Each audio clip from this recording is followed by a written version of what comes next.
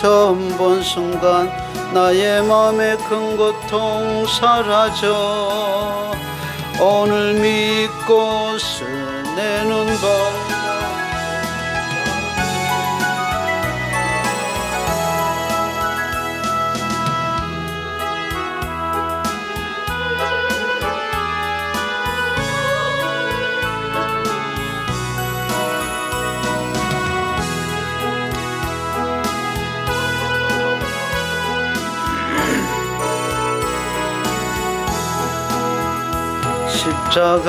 십자가 내가 처음 본 순간 나의 맘의 큰 고통 사라져. 오늘 믿고 내 눈 밝았네. 참 내 기쁨 영원하도다. 아멘. 하나님의 말씀 보겠습니다. 하나님의 말씀은 출애굽기 9장입니다. 9장 1절 말씀부터서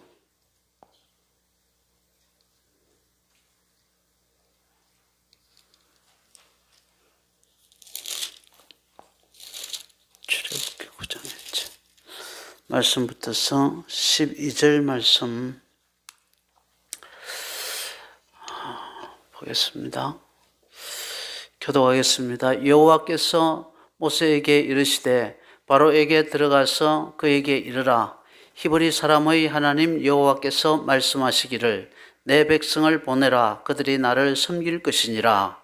네가 만일 보내기를 거절하고 억지로 잡아두면 여호와의 손이 들에 있는 내 가축 곧 내 말과 나귀와 낙타와 소와 양에게 더하리니 심한 돌림병이 있을 것이며 여호와가 이스라엘의 가축과 애굽의 가축을 구별하리니 이스라엘 자손에게 속한 것은 하나도 죽지 아니하리라 하셨다라 하시고 여호와께서 기한을 정하여 이르시되 여호와가 내일 이 땅에서 이 일을 행하리라 하시더니 이튿날에 여호와께서 이 일을 행하시니 애굽의 모든 가축은 죽었으나 이스라엘 자손의 가축은 하나도 죽지 아니한지라. 바로가 사람을 보내어 본즉 이스라엘의 가축은 하나도 죽지 아니하였더라. 그러나 바로의 마음이 완강하여 백성을 보내지 아니하니라. 여호와께서 모세와 아론에게 이르시되 너희는 화덕에 재 두 웅큼을 가지고 모세가 바로의 목전에서 하늘을 향하여 날리라. 그 재가 애굽 온 땅의 뒷걸이 되어 애굽 온 땅의 사람과 짐승에게 붙어서 악성종기가 생기리라. 그들이 화덕의 재를 가지고 바로 앞에 서서 모세가 하늘을 향하여 날리니 사람과 짐승에게부터 악성 종기가 생기고 여술사들도 악성종기로 말미암아 모세 앞에 서지 못하니 악성종기가 여술사들로부터 애굽 모든 사람에게 생겼음이라. 그러나 여호와께서 바로의 마음을 완악하게 하셨으므로 그들의 말을 듣지 아니하였으니 여호와께서 모세에게 말씀하신 바 같더라. 아멘. 아멘. 같은 그 애굽 땅, 같은 이 대한민국 땅에 살면서도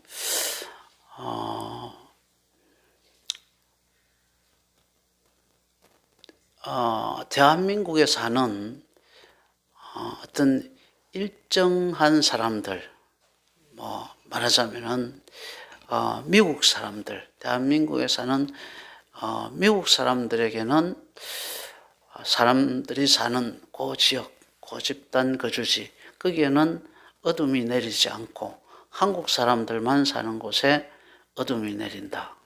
같은 대한민국 땅인데, 같은 사천 땅인데, 남해에 있는 독일 마을에는 어둠이 내리지 아니하고 온 경상남도가 다 어둠이 내렸다. 이해할 수 없는 일이죠, 그죠? 이해할 수 없는 일입니다. 그리고 온 애굽 땅에 개구리가 들끓는데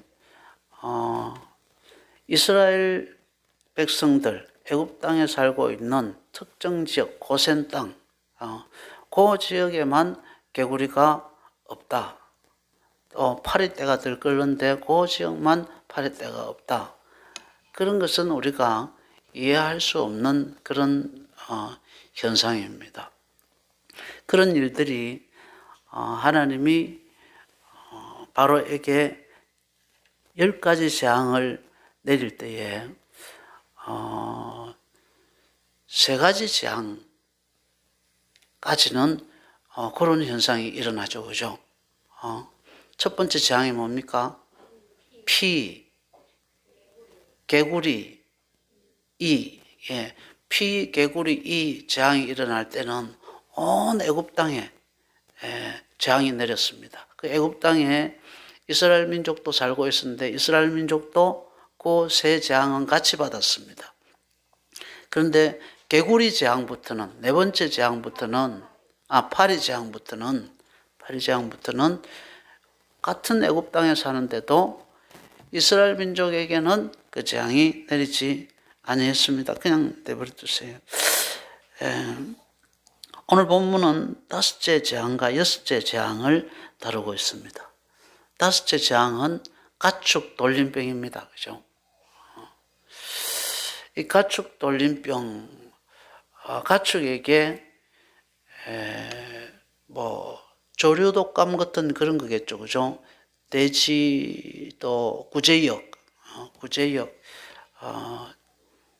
조류독감 같은 이런 가축 전염병이 도는데 하나님께서 애굽 땅과 이스라엘 민족이 사는 곳을 구분하여서 애굽의 가축들에게는 그 돌림병이 다 붙게 했지만 이스라엘의 가축에게는 하나도 그 병이 걸리지 않게 했습니다.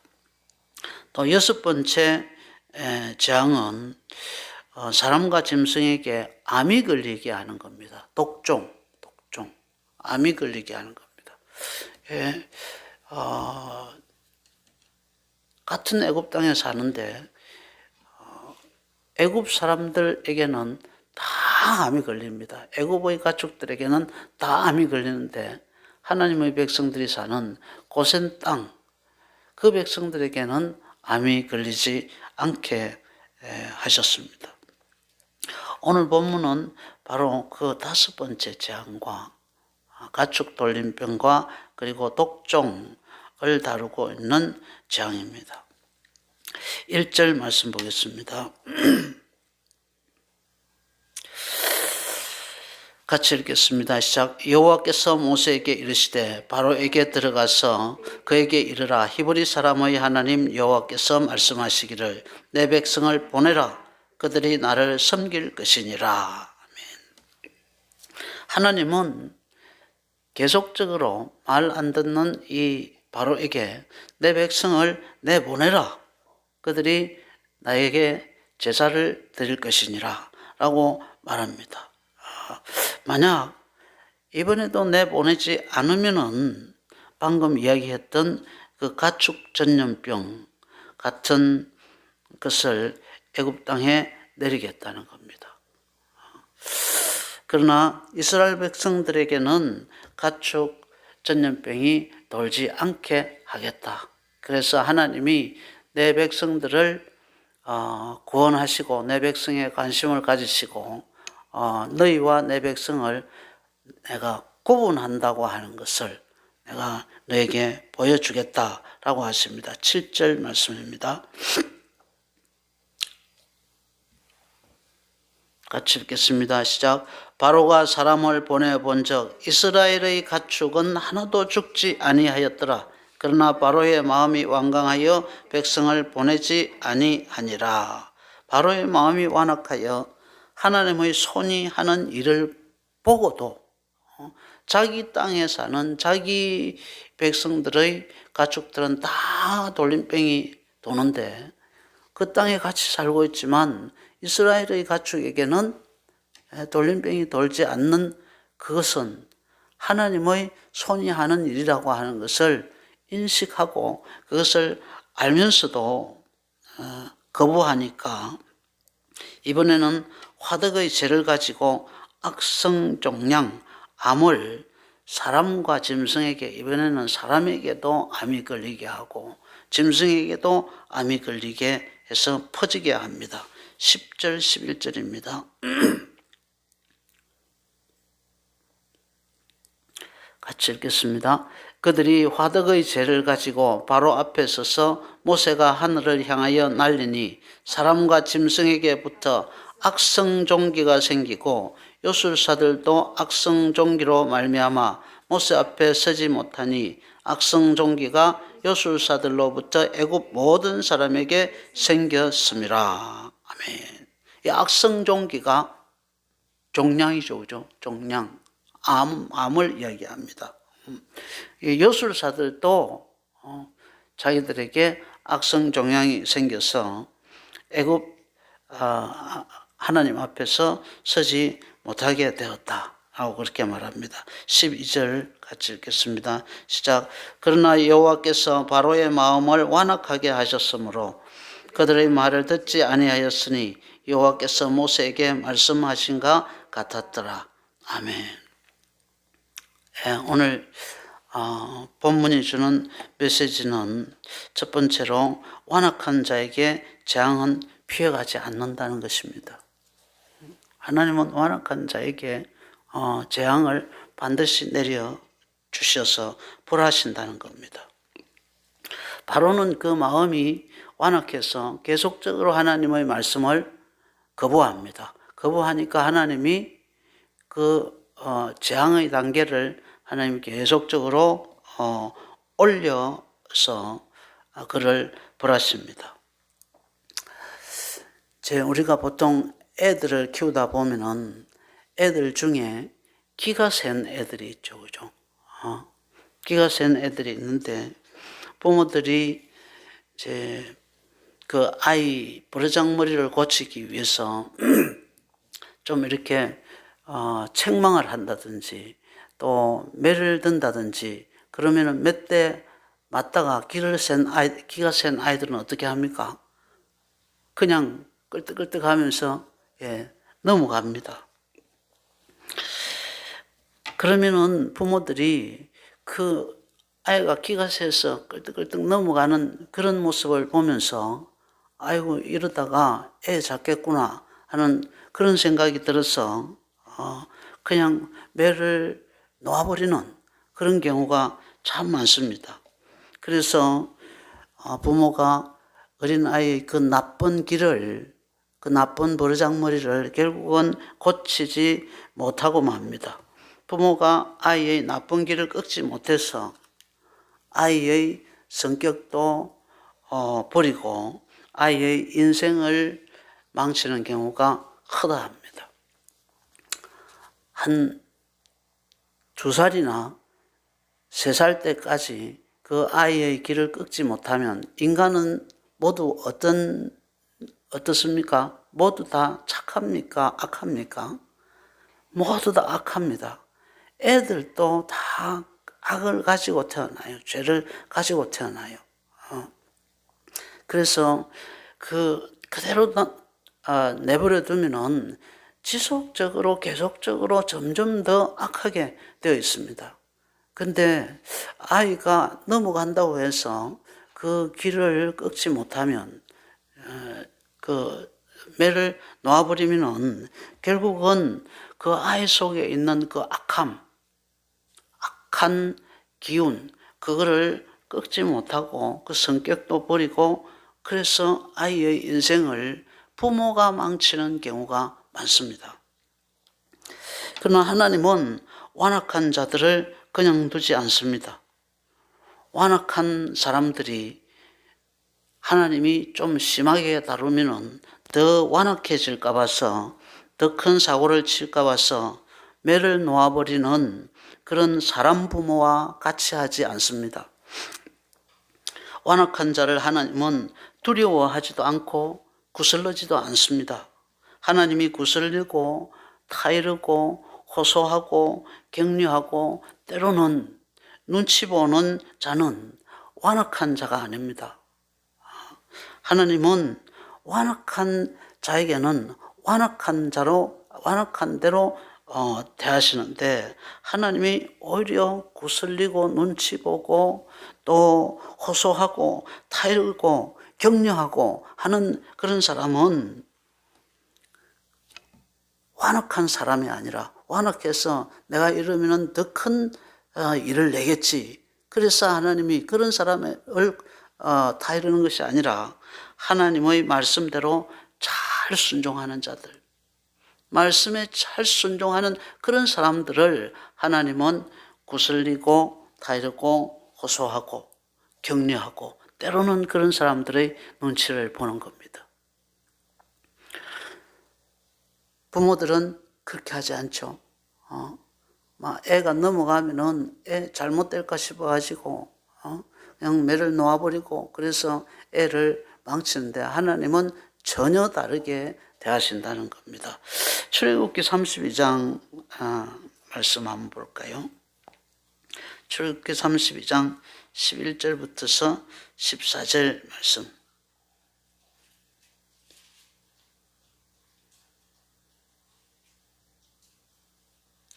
여기입니까? 예. 같이 한번 읽어볼까요? 시작. 모세가 그의 하나님 여호와께 구하여 이르되 여호와여 어찌하여 그 큰 권능과 강한 손으로 애굽 땅에서 인도하여 내신 주의 백성에게 진노하시나이까? 어찌하여 애굽 사람들이 이르기를 여호와가 자기 백성을 산에서 죽이고 지면에서 진멸하려는 악한 의도로 인도해내었다고 말하게 하시려 하나이까?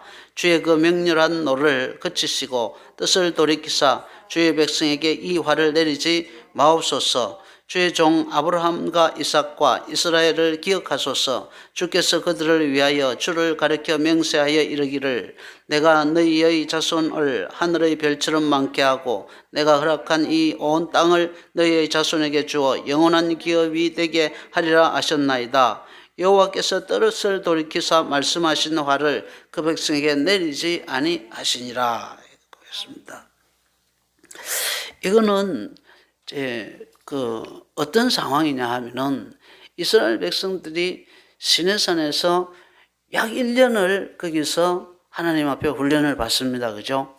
정확하게는 11개월 보름입니다. 11개월 보름, 약 1년입니다. 약 1년 동안 시내산 밑에서 이제 그 훈련을 받는데 그 기간 중에 모세가 이제 율법을 받기 위해서 시내산에 올라갑니다. 40일 동안 주야로 금식하면서 하나님으로부터 율법을 받아서 내려오는데 어떤 현상이 벌어졌습니까?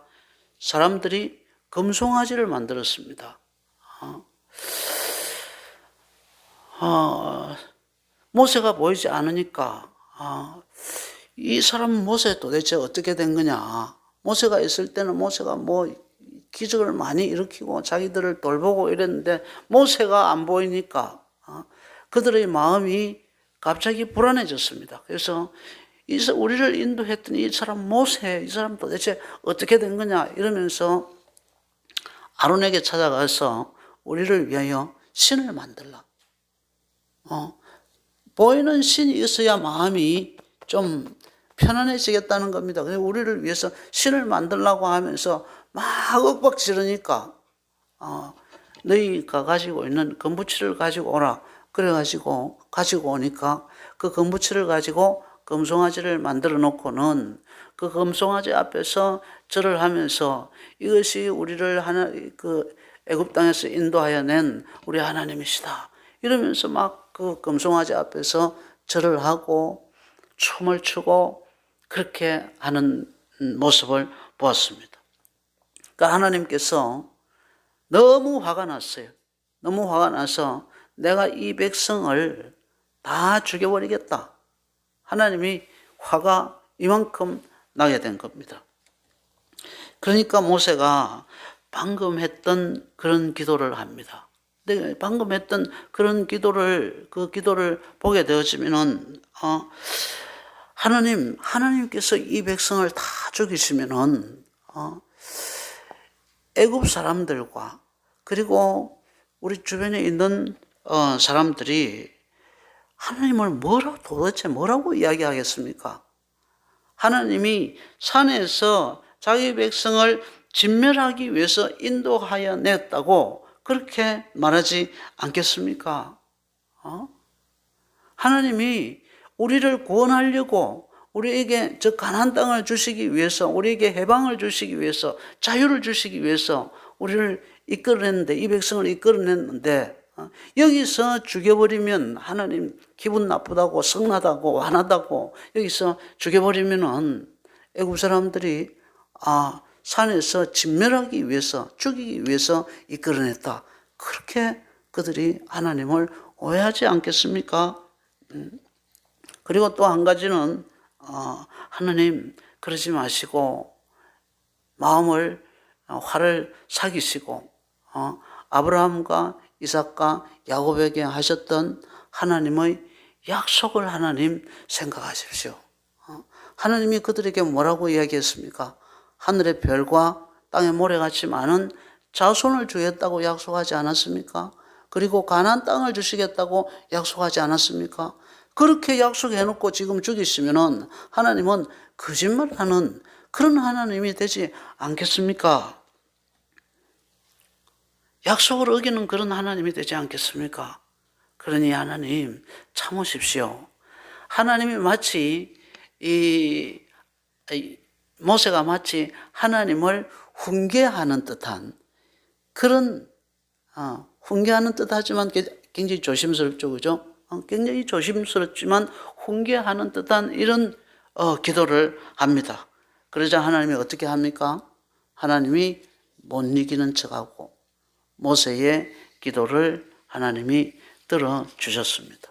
하나님이 막 이 백성을 내가 다 죽여버리겠어 그렇게 대노했는데 모세가 그렇게 훈계하듯이 그러나 조심스럽게 하나님 체면이 그렇게 되면 말이 안 됩니다 라고 그렇게 하나님 앞에 이야기하니까 하나님이 그렇게 화가 났다가도 그냥 못 이기는 척 하면서 그러면 그러자 라고 하면서 모세의 기도를 들어주었습니다. 민수기서 14장입니다. 민수기서 14장 15절부터서 20절 같이 읽겠습니다. 시작. 이제 주께서 이 백성을 하나같이 죽이시면 들은 여러 나라가 말하여 이르기를 여호와가 이 백성에게 주기로 맹세한 땅에 인도할 능력이 없으므로 광야에서 죽였다 하리이다. 이제 고하옵나니 이미 말씀하신 대로 주의 큰 권능을 나타내시옵소서. 이르시기를 여호와는 노하기를 더디하시고 인자가 많아 죄악과 허물을 사하시나 형벌받을 자는 결단코 사하지 아니하시고 아버지의 죄악을 자식에게 갚아 3, 4대까지 이르게 하리라.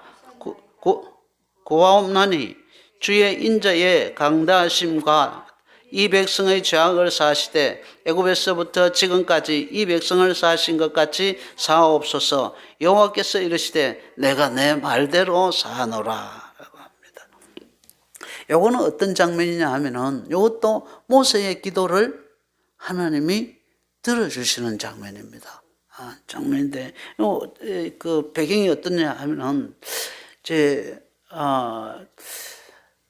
이스라엘 백성들이 가나안 땅을 점령하라라고 하니까 가나안 땅 점령하기 전에 우리가 그래도 가나안 땅이 어떻게 생겼는지 우리가 어디로 쳐들어가는 것 가야 빨리 또 효율적으로 이 땅을 정복할 수 있는지 그 땅의 지세와 그 땅의 군사력과 성의 모양이나 이런 거를 우리가 좀 알아야 되지 않겠습니까? 그런 이야기를 합니다. 그러면서 정탐꾼을 보내봅시다. 그래서 10명의 정탐꾼을 보내죠. 그죠? 12명이죠. 12명의 정탐꾼을 보냅니다. 12명의 정탐꾼을 보내서 가나안 땅을 정탐하게 했는데 그 12명의 정탐꾼이 돌아와서 다 11명이 다 부정적인 보고를 합니다. 땅에 가서 보니까 정말로 젖과 꿀이 흐르는 땅은 맞는데 그 땅에 가서 보니까 그 나라 사람들은 기골이 장대하더라. 우리가 그 사람들 옆에 서 보니까 우리는 고목나무에 메뚜기 붙은 것 같더라. 그 사람들하고 싸워서 이길 수 있는 가능성은 우리에게 없다. 우리는 거기 쳐들어갔다가 정복하러 갔다가는 우리는 멸망하고 말 것이다. 11명이 12명을 보냈는데 11명이 다 똑같이 그런 보고를 하는 겁니다. 그러니까 백성들이 그 정탐꾼 11명의 정탐꾼의 이야기를 듣고는 하나님이 왜 우리를 애굽에서 그냥 잘 먹고 잘 살았는데 왜 우리를 여기 데리고 나와서 여기서 우리를 죽게 하는가 하면서 밤새도록 옵니다. 밤새도록 울면서 하나님을 원망하고 모세를 원망합니다. 하나님이 백성들을 여기까지 끌고 나오기 위해서 하나님이 무진장애를 썼잖아요. 그죠? 모세를 꼬고 또 홍해바다를 가르고 10가지 재앙을 내리고 하나님이 무진장으로 자기들에게 하나님의 하나님 되심을 보여주었습니다. 그리고 하나님이 그들이 또 다른 때에 하나님 말씀을 지키지 않는 그런 때에도 하나님이 꼭 참고 그 백성들을 계속 훈련시켜 왔습니다. 근데 이 결정적인 순간에 가서 점령하면 될 건데 하나님의 그 하신 일을 다 잊어버리고 지금까지 하신 일을 다 잊어버리고는 하나님을 원망하는 겁니다. 우리는 죽게 되었다. 왜 하나님이 우리를 여기까지 인도해냈느냐 이러면서 원망을 하니까 하나님이 그 원망 소리를 밤새도록 들은 거예요. 하나님이 속이 너무 상해서 그 백성들을 전염병으로 다 죽이겠다고 합니다. 지금 우리가 겪고 있는 전염병 있잖아요. 그죠? 이 코로나19 때문에 우리가 얼마나 두려워합니까? 얼마나 무서워합니까? 근데 이걸 갖다가 그냥 싹 다 죽이겠다는 겁니다. 우리나라에 지금 한 1,700명 정도 죽었는데요. 1년 이 코로나 때문에 1,700명 정도 죽었는데 200만을 하나님이 다 죽여버리겠다고 그렇게 말씀하시는 겁니다. 그래서 모세가 이때도 하나님을 가르치는 듯한 그런 기도를 하나님 앞에 조심스럽게 합니다. 박무리가 읽었던 바로 그 내용이 그 기도 내용입니다. 하나님께서 이 백성을 다 죽이면은 애굽 사람들이 하나님을 뭐라고 이야기하겠습니까? 하나님이 자기 백성을 가나안 땅에 들일 능력이 없어서 광야에서 죽였다. 그렇게 말하지 않겠습니까? 하나님이 능력이 없어서 광야에서 자기 백성을 죽였다고 그렇게 하나님의 이름에 먹칠을 하지 않겠습니까? 그러니까 하나님 속이 상하지만은 하나님이 참아주십시오. 그러니까 하나님이 못 이기는 척하고 그래 내가 그렇게 하겠다라고 그렇게 말씀하십니다. 예수님께서 지면에서 가장 온유한 자를 누구라고 이야기했습니까? 모세라고 이야기했죠. 그죠? 그 온유하다는 말은 사람이 부드럽다는 말도 있지만 성경이 말하는 온유의 뜻은 하나님의 말씀에 길들여져 있는 자다는 그런 뜻입니다. 그러니까 하나님의 말씀에 길이 들여져서 하나님의 말씀이 일로 가자 하면은 일로 가고 하나님의 말씀이 절로 가자 하면 절로 가고 하나님이 일로 가자 했다가 절로 가자 하면은 아유 하나님 처음에 일로 가자고 하지 않았습니까? 이 길이 좋은데 왜 절로 가자고 합니까? 하면서 토달지 아니하고 어린 양이 어디로 인도하든지 어린 양의 인도를 받고 하나님의 말씀에 순종하는 100% 순종하는 그런 자를 온유라 그렇게 이야기합니다. 그 온유의 원래 뜻은 그런 뜻이거든요. 야생마, 지 맘대로 그냥 막 날뛰는 야생마를 주인이 사람이 길을 들이면 어떻게 되어집니까? 사람 말을 잘 듣는 그 야생성이 있지만은 그 야생성을 잘 통제하여서 사람 말을 잘 듣는 그런 말로 변화되게 되었습니다.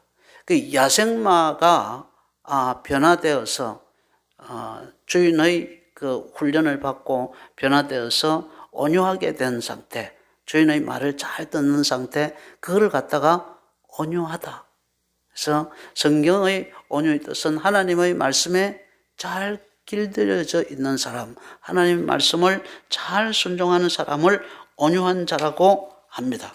예수님께서 지면에서 가장 온유한 자를 모세라고 하셨는데, 가장 온유하다는 말은 하나님의 말씀을 잘 듣는 사람이라는 뜻입니다. 모세가 그런 사람이었다는 겁니다. 모세가 100% 하나님의 말씀에 순종하니까 이 두 번의 경우에 하나님이 성이 이만큼 났습니다. 머리 꼭대기까지 하나님이 화가 나서 이 백성을 내가 썰어야 되겠다. 금송아지를 만들었을 때 내가 이 백성을 썰어버려야 되겠다. 그럴 때에 모세가 하나님 그러지 마십시오. 그러면 하나님 이러면 어떻게 되겠습니까? 이러니까 그래 그 말이 맞아 하면서 모세 말을 들어줍니다.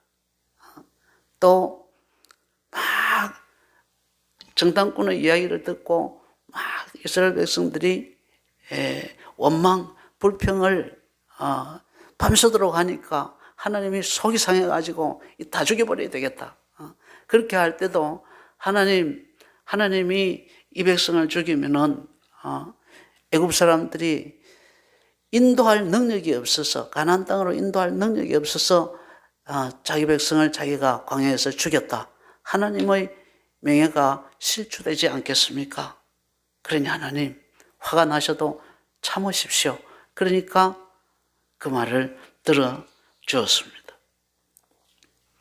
하나님은 온유한 사람의 말을 듣습니다. 하나님은 온유한 사람의 눈치를 보고 온유한 사람, 하나님의 말에 100% 순종하는 사람을 존중합니다. 완강한 사람, 완강하기 때문에 저 완강한 거 그냥 두었다가는 더 완강할지 모르겠다. 그래서 하나님이 죽어서 그 말을 들어주는 게 아니라 하나님은 그런 사람의 말을 듣지 아니하고 온유한 사람의 말을 듣습니다. 100% 순종하는 사람, 그런 사람의 말을 하나님은 존중하고 그런 사람의 눈치를 때로는 봅니다. 열왕기상 19장 볼까요? 열왕기상 19장 4절부터 8절 같이 읽겠습니다. 시작. 자기 자신은 광야로 들어가 하룻길쯤 가서 한 노렘나무 아래 앉아서 자기가 죽기를 원하여 이르되 여호와여 넉넉하오니 지금 내 생명을 거두시옵소서. 나는 내 조상들보다 낫지 못하니이다 하고 로뎀나무 아래 누워 자더니 천사가 그를 어루만지며 그에게 이르되 일어나서 먹으라 하는지라. 본즉 머리맡에 숯불이 구운 떡과 한 병 물이 있더라. 이에 먹고 마시고 다시 누웠더니 여호와의 천사가 또다시 와서 어루만지며 이르되 일어나 먹으라. 내가 갈 길을 다 가지 못할까 하노라. 이에 일어나 먹고 마시고 그 음식을 힘을 의지하여 40주야를 가서 하나님의 산 호렙에 이르니라 그랬습니다. 이거는 배경이 뭐냐 하면은 엘리사가 갈멜산에서 하늘에 불을 내렸습니다. 그죠? 불을 내리고 이방 선지자 850명을 기드론 골짜기로 끌고 내려가서 그들을 다 죽입니다. 그리고 3년 반 동안 그 아합의 실정 때문이죠. 그죠? 아합이 하나님의 뜻대로 정치하지 않으니까 하나님께서 엘리야를 통해서 당신이 하나님 앞에 올바르게 정치하지 않기 때문에 하나님께서 이 나라에 우로를 3년 반 동안 내리지 않을 것이다. 우로라고 하는 것은 이슬과 빕니다. 그죠? 이슬도 안 내리고 비도 안 내리는. 땅이 아예 물이라고 하는 것은 없게 하겠다라고 그렇게 경고했습니다. 그 3년 반 동안 비가 안 내리면 어떻게 될까요? 만약에 우리나라에 한 달만 비가 안 오게 되어지면은, 여름에 한 달만 비가 안 오게 되어지면은, 그냥 우리나라는 뭐 거의 농작물이고 뭐고 다 망합니다. 농산물 가격은 뛰게 되어지고, 뭐 농산물 가격이 뛰게 되어지면 여러 가지 다른 것들도 영향을 끼치게 되어지겠죠. 폭동이 일어날 수도 있습니다. 폭동이. 그래 일단 엘리야 선지자가 850명을 죽이고 3년 반 동안 가뭄이 있었던 그 가뭄을 거치고 비를 내리게 했습니다. 큰 승리를 거두었습니다. 그런데 이제 자기 선지자 850명을 죽였다고 이세벨이 내가 이 엘리야 요놈을 내가 가만두지 않으리라 그렇게 말하고는 군사를 보내가지고 엘리야를 잡으러 온다는 그런 소식을 듣게 되어집니다.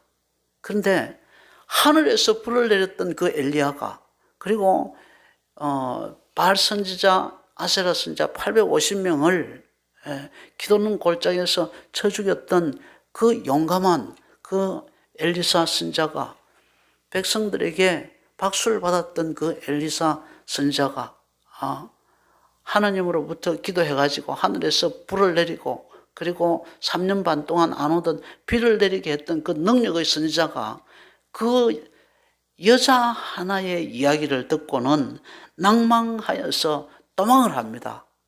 낭망하여 도망하다가 로뎀나무 곁에 호렙산 로뎀나무 곁에 앉아서는 내가 이렇게 살아서 뭐 하겠나 마음속에 그런 낭망의 생각을 갖게 되었습니다. 그래서 차라리 죽고 싶다 하는 생각을 갖게 돼요. 그때 하나님께서 오늘 우리가 읽었던 열왕기상 19장 4절부터 8절의 말씀을 하시고 천사를 보내서 그렇게 어루만져 주십니다. 위로해 주십니다. 잠들어 있는, 퍼져 있는, 낭망에서 퍼져 있는 그 엘리사 선지자를 만져주시고 떡을 먹으라 하시고 물을 마시라 하시고 네가 갈 길을 다 못 갈까? 내가 염려가 된다. 일어나라. 힘을 내라. 이렇게 격려하고 위로해 주십니다. 평생을 순종하다가 어쩌다가 한번 낭망한 엘리야 같은 자는 하나님이 타일르시고 만져주시고 격려하시지 계속 완악한 자를 하나님은 더 완악해질까 봐서 두려워하면서 타이르고 그런 자들을 눈치 보지는 않으시는 분이십니다. 하나님은 완악한 자는 완악한 대로 대하십니다. 온유한 자는 하나님이 온유한 자대로 대하시고 헌신하는 자는 헌신하는 대로 하나님이 대하시지만 완악한 자가 완악해서 큰일 치를까 싶어서 하나님이 두려워하시지 아니하신다는 것입니다. 완악한 것에 대해서는 하나님은 반드시 그만큼의 벌을 주십니다. 하나님은 바로의 완악함에 대해서 바로가 또라이짓 하지 않을까 염려해서 재앙을 늦추지 않았습니다.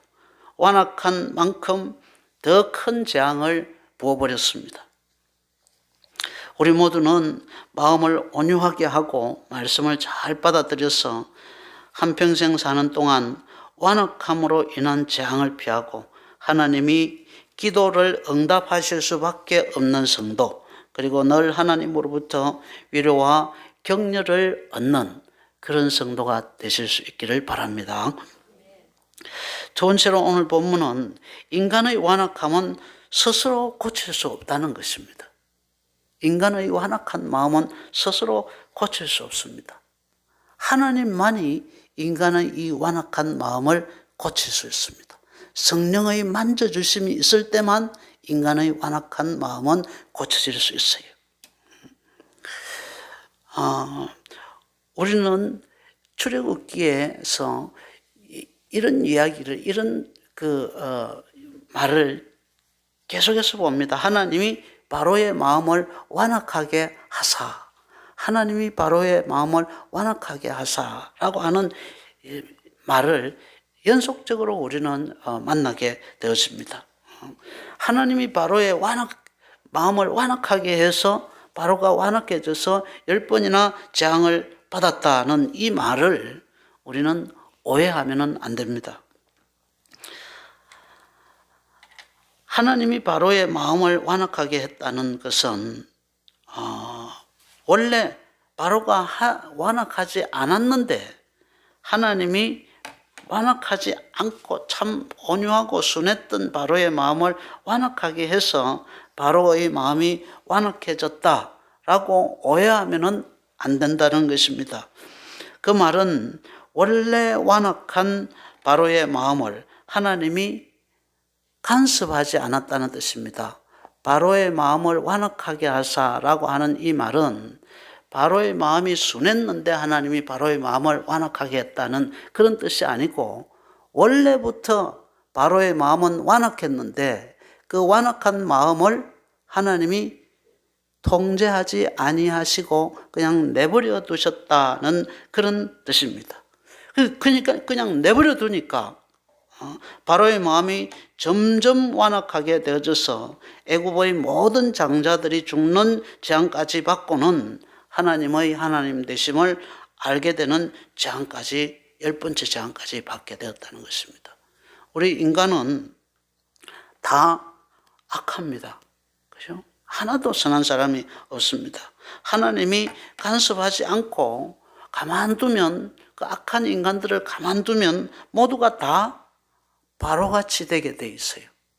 그 아이들을 그래서 3살부터 4살 사이에 그 길을 꺾지 못하면은 그 아이 속에 있는 그 악한 기운, 악한 마음, 그걸 갖다가 부모가 꺾지 못하면은 그 아이는 계속 악해져 버립니다. 그래서 점점 지옥으로 가게 되는 것이죠. 나는 아니야. 그렇게 생각할지 몰라도 아닌 사람은 한 사람도 없습니다. 모든 사람이 죄를 범하였음에 하나님의 영광에 이르지 못한다라고 했습니다.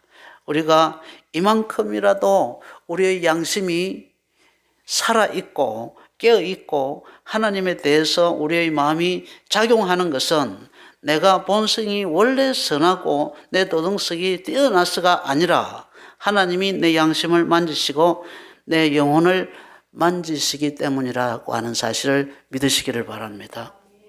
우리를 만져주시기 때문에, 순간순간 만져주시기 때문에 우리가 저렇게 빗나가지 아니하고 바로처럼 되지 아니하고 그나마 지금 우리의 양심을 가지고 또 우리가 예외 빠지면 두려움도 가지고 이렇게 될 수 있다는 것입니다. 이 상태에서도 하나님이 우리를 방치하시면 하나님이 그래 너 잘났다, 네 판단대로 살고 네 쪼대로 살아라 하면서 내 삶을 이 상태에서도 하나님이 내버려 두시고 방치하시고 간섭하지 않으시면 우리도 다 바로처럼 완악하여지고 악한 도구로 사용되어질 수밖에 없습니다. 우리를 일일이 간섭해 주시는 하나님께 감사하시기 바랍니다. 우리의 양심을 찌르는 하나님께 감사하시기 바랍니다. 우리의 영혼을 살피시는 하나님께 감사하시기 바랍니다. 우리가 하나님으로부터 징계를 받을 때 내 마음이 어떤 상태인지, 내가 길가인지 이 바로처럼 돌짝밭인지 옥토인지 가시밭인지 스스로 잘 살펴서 아직 하나님께서 내게 관심을 가지고 계실 때 하나님의 간섭을 거부하지 말고 성령의 만지심을 간구하여 우리의 영적 상태가 완악하면서 온유함으로 가시밭에서 옥토가 되어서 재앙을 피하고 하나님께 대하여 열매 맺을 수 있는 그런 성도가 되시기를 주의 이름으로 축원합니다. 찬송하겠습니다. 310장입니다.